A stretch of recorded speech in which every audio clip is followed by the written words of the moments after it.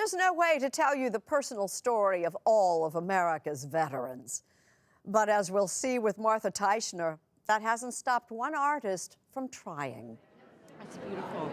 In her portrait, Calla Withorn is wearing handmade Lakota regalia. This is because of my military service. The flags represent the military and the patriotism.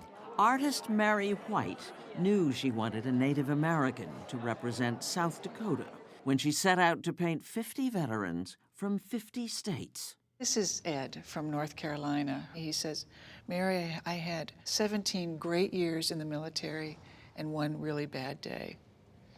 Pick a painting. And this is Winston Scott, who served in the Navy for over 25 years as a captain, and later at NASA did 3 spacewalks. Hiroshi, who's now deceased, tried to enlist right after Pearl Harbor was bombed and was turned away. Because he's Japanese American. Right. But then a year later, he was allowed to enlist. Different wars, different backgrounds.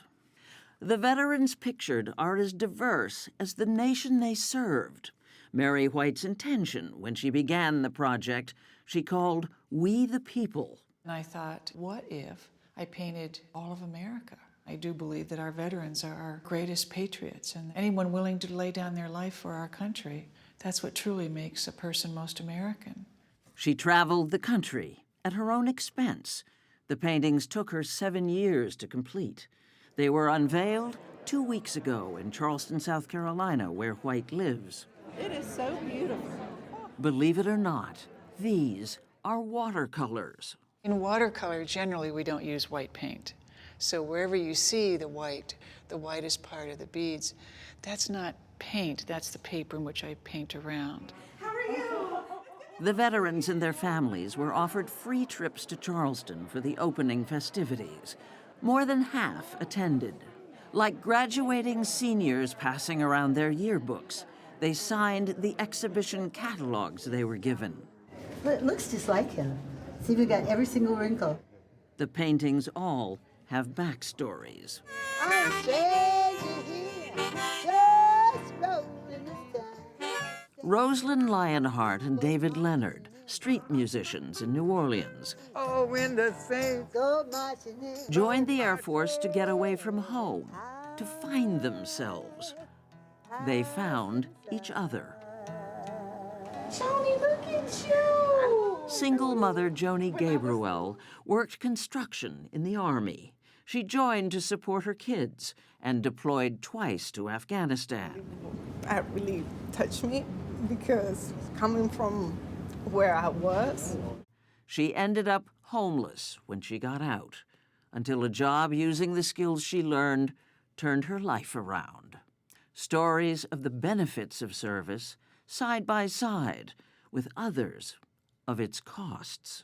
When I first came back, before my symptoms appeared, like most veterans, at a time you feel invincible. You had this experience, you served your nation.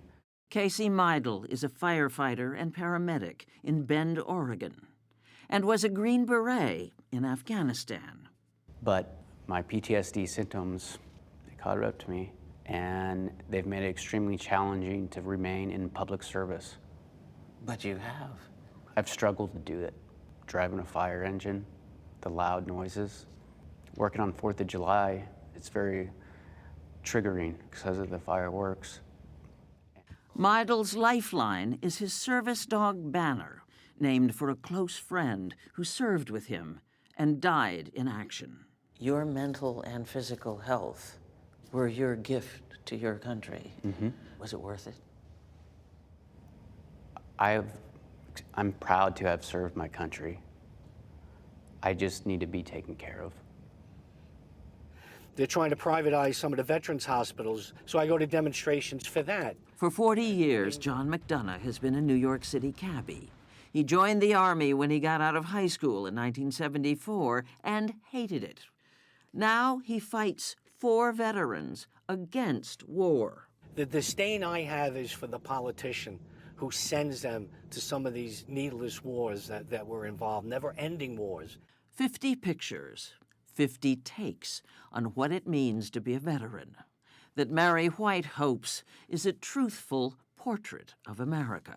If there was anything that they all had in common, it would be this overall sense of wanting to do something not for themselves, but for others, this cause greater than self. Which is why Captain Richard Kalana became a teacher when he retired from the Navy after 22 years, the highlight of his career, commanding the USS Austin. Discuss and tell me a few reasons why we wear the uniform. He wore his uniform with pride. Good afternoon, Captain! Just as he does now, reviewing his Navy ROTC students. Ready, hold. To set an example. Clifford, you know the second general order? About character. Should leaders be humble? About patriotism. When you wear that uniform, you're carrying the country on your back. About service. You're draping that flag over your shoulders, and you're representing those freedoms and democracy around the world. Sir, 3 stand by for inspection, sir.